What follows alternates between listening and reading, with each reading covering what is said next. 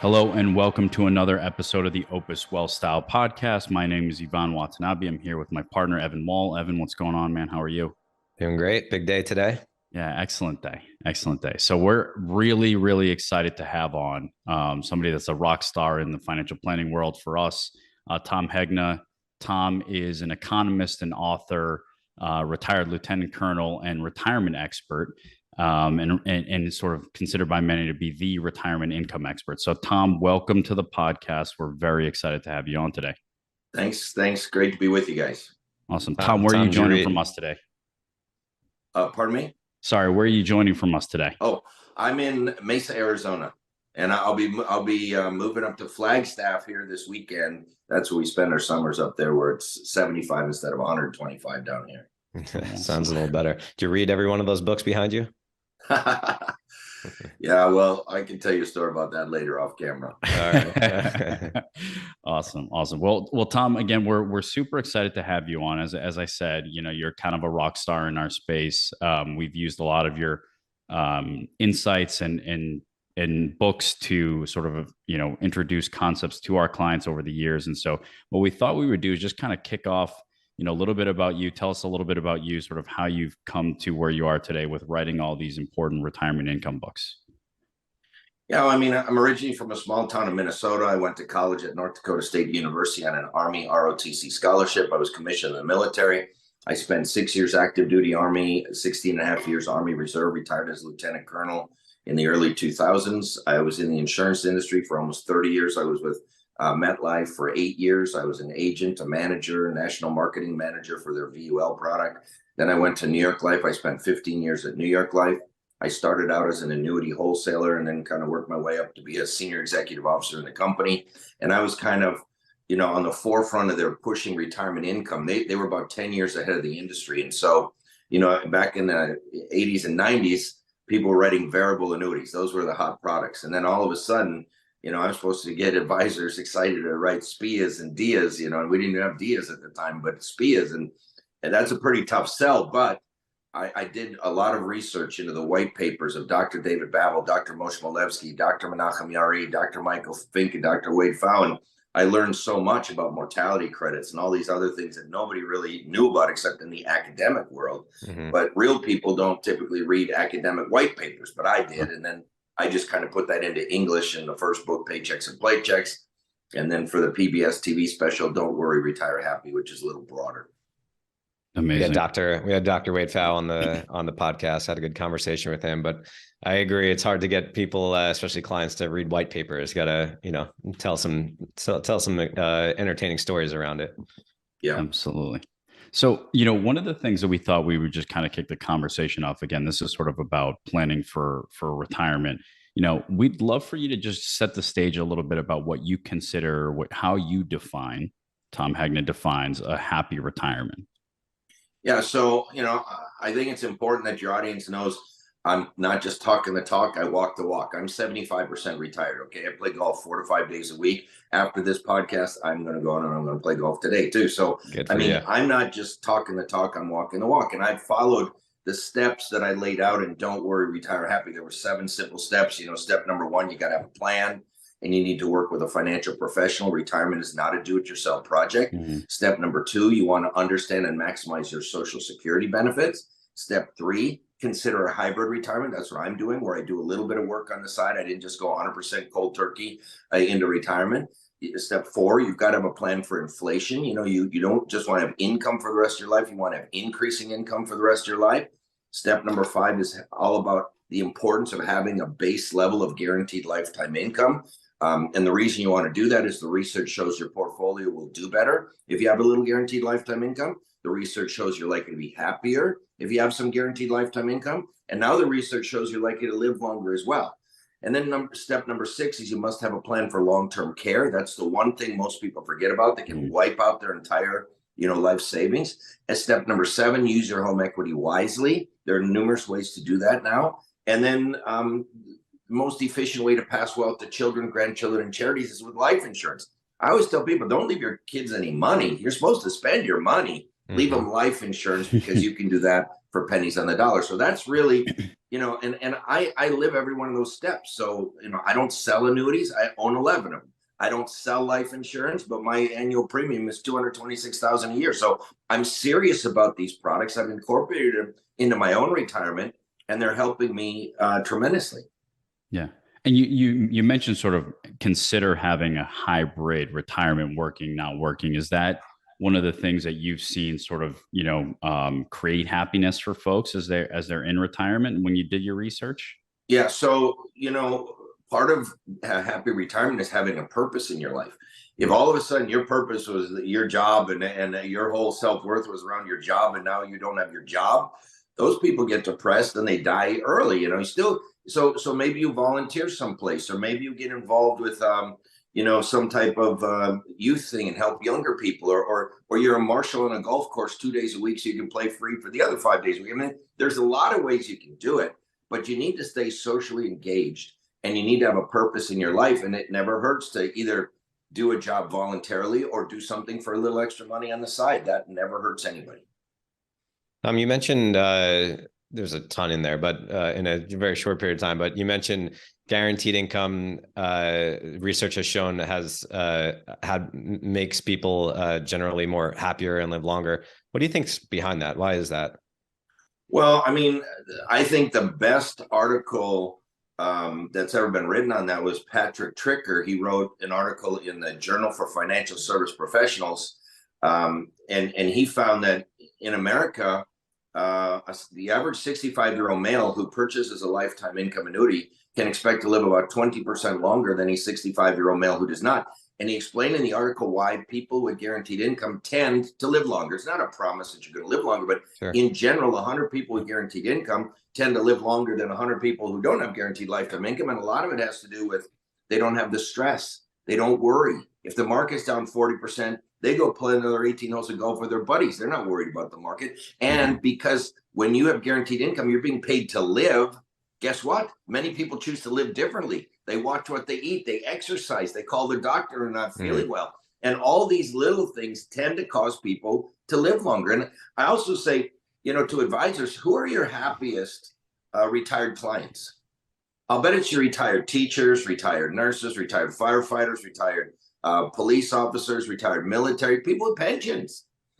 Study after study after study has shown people who have pensions are much happier in retirement than people who don't have pensions. So happiness in retirement is tied to almost 100% to guaranteed lifetime income, not assets. The most miserable people in retirement have assets because they're losing money over here. They're losing money over here. They don't dare spend that. They don't dare spend that. What if I run out of money? What if this happens?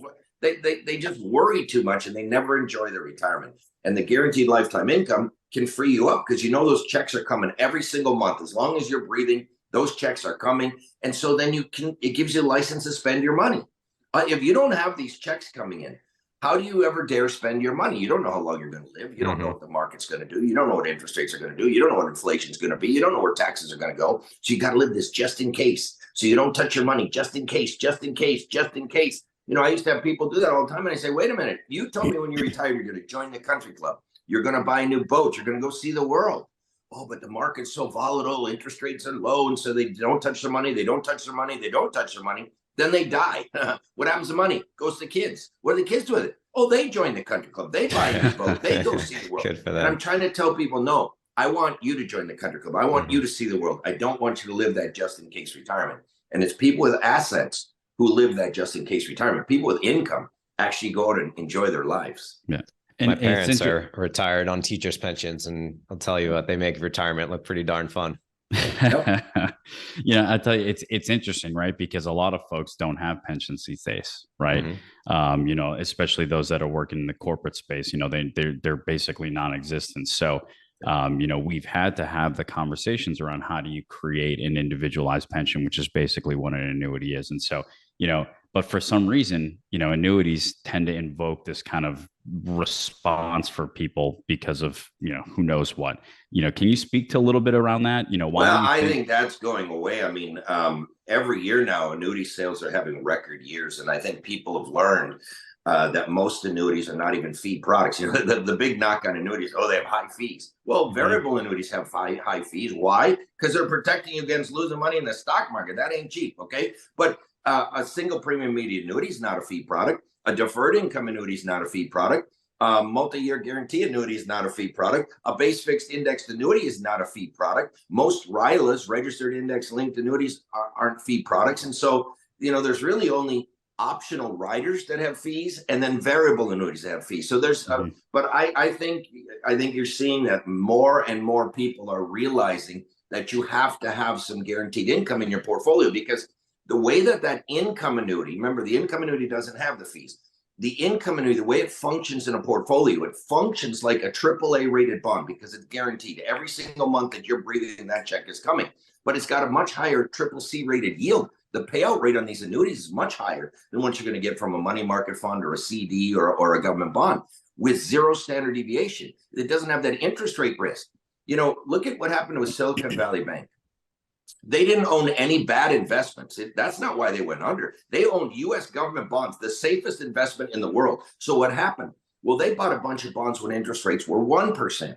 Well, now interest rates are at 5%. So what happened to the value of that 1% bond? It went down 80%. 80%. Now, if they hold the bond for the whole time, they don't lose any money. But people saw the losses on their balance sheet. They said, I want my money. $40 billion goes out the door in 4 hours. And that's what happened at Silicon Valley Bank. And so annuities do not have that interest rate risk. And, you know, many banks own a lot of whole life insurance. They own life insurance on their books. And I was saying, I bet a bunch of those banks wish they had a lot more whole life insurance on their books instead of bonds, because the whole life policy didn't go down in value either when interest rates went up, and neither did the annuities. So that's where I think the annuities and life insurance have a big advantage over traditional investments like bonds. Can you speak to Wade Pfau talks about one of the main benefits of something like an income annuity, or I think annuities in general, is mortality credits. Yeah. Can you speak to just kind of simplify that concept for people? Yeah. So every check you get from an insurance company in the form of an income annuity is composed of 3 parts. Part number 1 is principal. Well, anybody can give you principal. Part number 2 is interest or investment gain. Well, anybody can give you interest or investment gain. But part number 3 is the secret sauce of the annuity that you can't get from stocks or bonds or real estate or Bitcoin. The mortality credits. That's the extra money from the risk pool the older you are and the longer you live. You see, the insurance company doesn't know when you're going to die, and they don't know when I'm going to die. But they know when 1,000 people like us will die, almost to the exact day. And because of that, they can pay each and every person as though they knew exactly when they're going to die, because each and every person in that risk pool will get a check until the day they die. Well, some people die early. Some people live longer. And what happens with an income annuity, the people who die early, some of that money goes to the people who live longer. That's called mortality credits. Now, if people say, well, I don't want my money to disappear when I die, they don't have to. You can put a guarantee on it, okay? You're still going to get some mortality credits. You're not going to get as many as somebody who just says, hey, I'm willing to just go with the flow and go with the risk. But it's these mortality credits. And so I tell a simple story. Every year, there were 5 90-year-old ladies who went on vacation. One year, one lady said, hey, let's each put $100 in this mason jar. We'll seal up the jar, and next time we go on vacation, we'll bring the jar with us. And those of us still alive, we'll open the jar and we'll split the money. They said, Helen, that is a great idea. So you got 5 90-year-old ladies. They each put $100 in the jar. They sealed up the jar. Well, what happened the next year? They forgot where they put the jar. No, I just made that one up. No, unfortunately, one lady's died. So now 4 ladies open up the jar. They split the $500. They each get $125. Now, that was a 25% rate of return in 12 months. How much of that money was put in the stock market? 0. What interest rate did they earn in that jar? 0. How they get paid 25% with no money in the market or no interest rate is because they got paid mortality credits. So ladies looked at this. They look at the brokerage account. They said, this is a pretty good deal. I think we ought to put it back in the jar and do it again.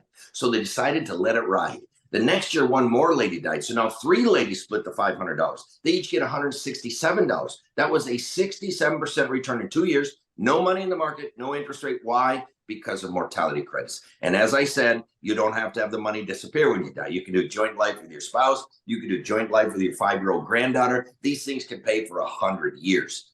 but you make the most mortality credits by the older you are, the longer you live, and the fewer guarantees you put on the death benefit. That gets you the most mortality credits.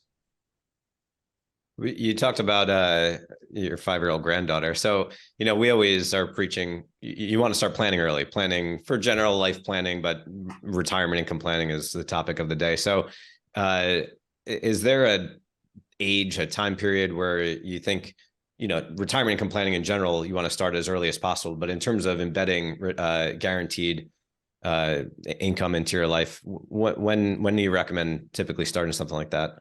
Well, just remember, annuity money is for money you really want after age 59 and a half. There can be ways to get it out prior to 59 and a half without a penalty. I don't want to get into that complication. Sure. Annuity money is typically for retirement. Just know that. It's not for the down payment on your first house. It's not for your kids' college education. It's for your retirement.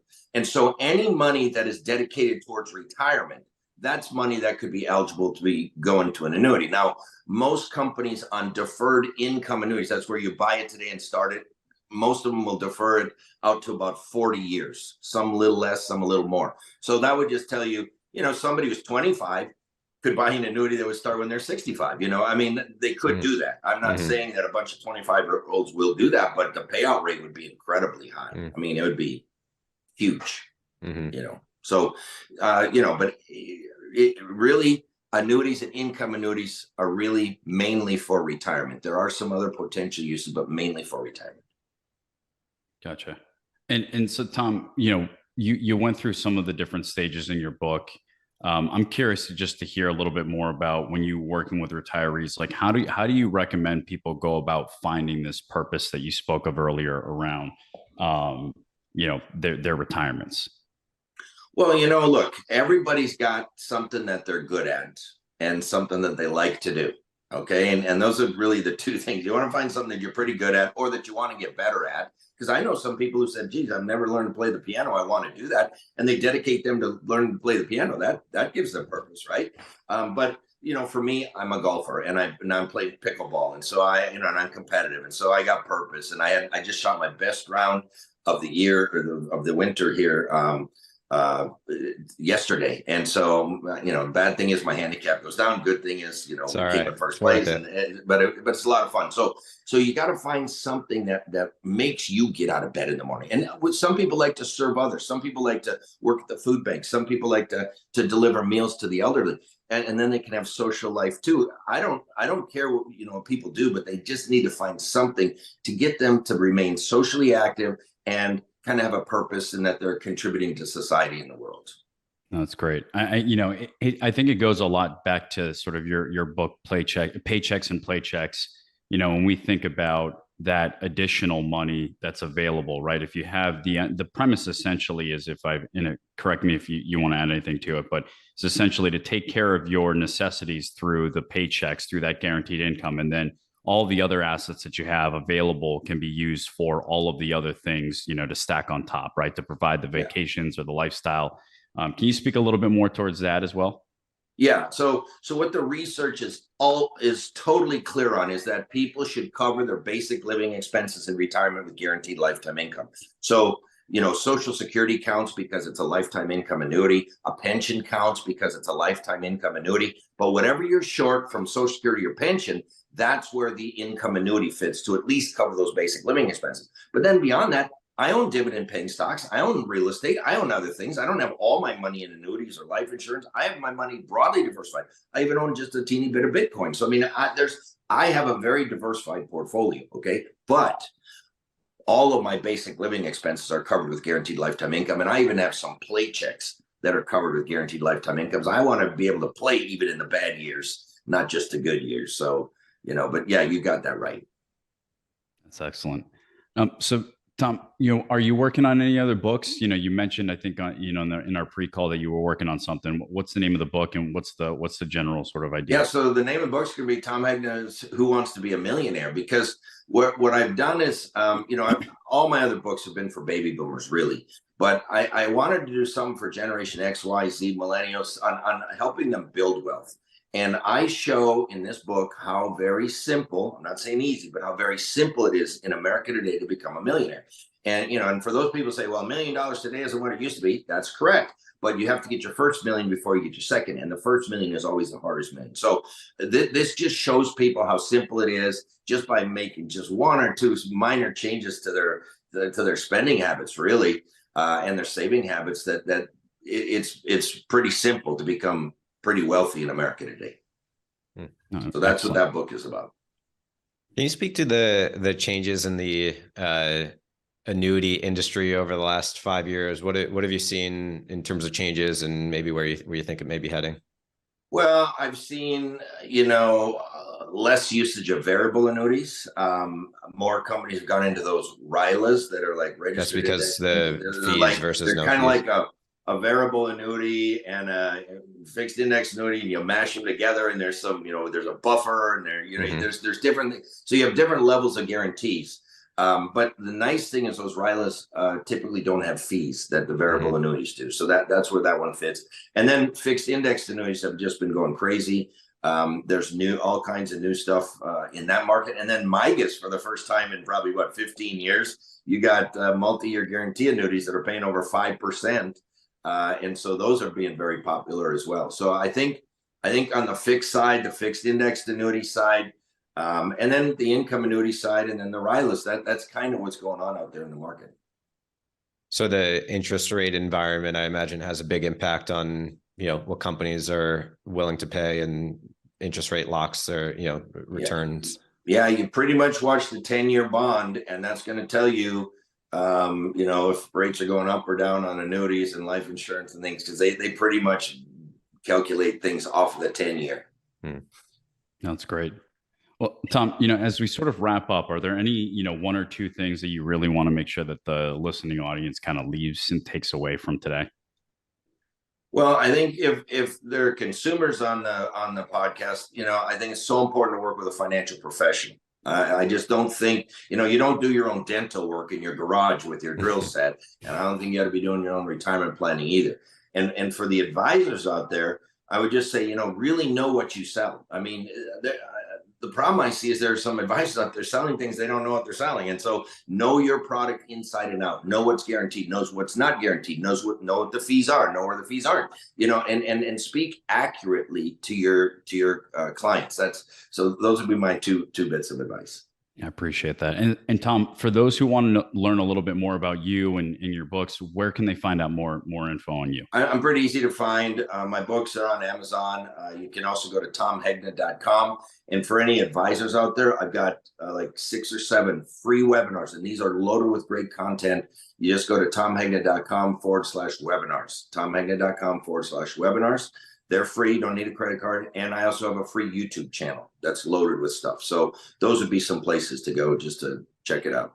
Great. And we value you being on the podcast. And again, we just find your books to be incredibly valuable in terms of retirement planning. So what we're going to do for the listening audience is the first 10 individuals that either ping Evan or myself via LinkedIn or email us, we'll send over a free copy of one of Tom's books.